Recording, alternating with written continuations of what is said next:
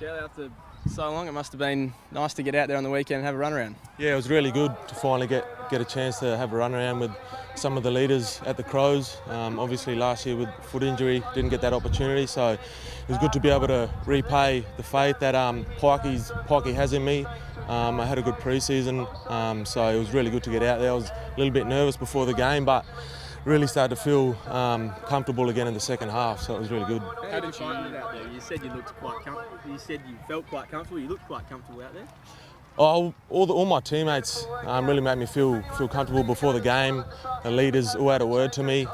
Tex, Daniel Talia, Eddie Betts. So they just told me to trust the pre-season I've done, and they'll look after me out there. So yeah, they all made me feel really comfortable, the leaders and Pikey as well. So. Did you feel as though you had some good patches there? Yeah, in the second half I started to feel comfortable, like I said. So I just went back to the basics and what Pikey's said to me all pre-season, just team first and bring your weapon, so you know what you're good at. So I just try to keep it simple and try to do what I could. Pikey said you had to learn how to play midfield almost again. What did he mean by that? Oh, Pikey's been really good with me through my injury last year. He told me that he'll give me a crack in the midfield over the pre-season, so I just worked as hard as I could, try to learn off Rory Sloan and Scotty Thompson, and Scotty Camporelli's been good for me, the midfield coach.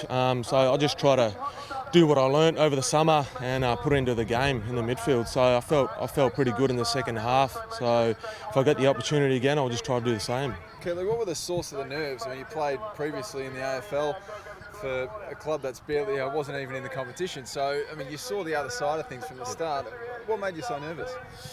Just because it's been about 15 months since my last game. But like I said before, the leaders of the club made me feel really comfortable. Having a full pre-season also, my first full pre-season for a long time.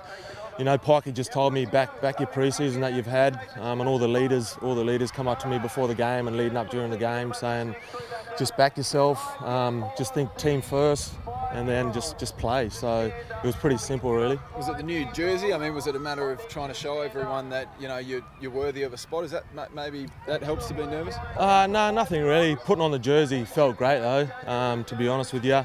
But just more so, it's been a while since my last game. But like I said, having Pikey there in my corner and all my teammates, they made me feel really comfortable. And the change of role, I mean, at GWS across half back and that running defender, now a change of role that sits comfortably with you?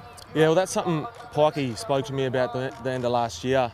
He said, he'd give me that chance if I come back in good shape from the off season. He'll definitely give me a chance through the midfield and forward. So I worked as hard as I could. I got the support from my teammates as well. So Pikey stuck to his word. So I'm just trying to repay him and my teammates for sticking with me through last year. How is the body feeling, mate? You've had all that time off. Is it feeling good now?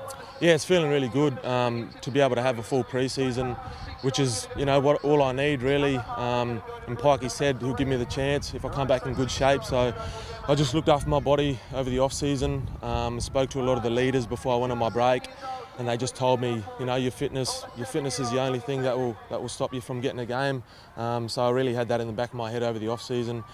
Come back, and all the leaders are being really good to me and just back me in. So it's pretty simple, really. If you're fit, Pikey's going to give you your opportunity. So you've had that first game now. What's the goal now? Will it be round one? Is that what you're aiming towards? I've just got to take it week by week and just keep learning off the leaders and listening to Pikey and just see what he wants from me. But at the end of the day, he said he just wants me to play footy, enjoy it again.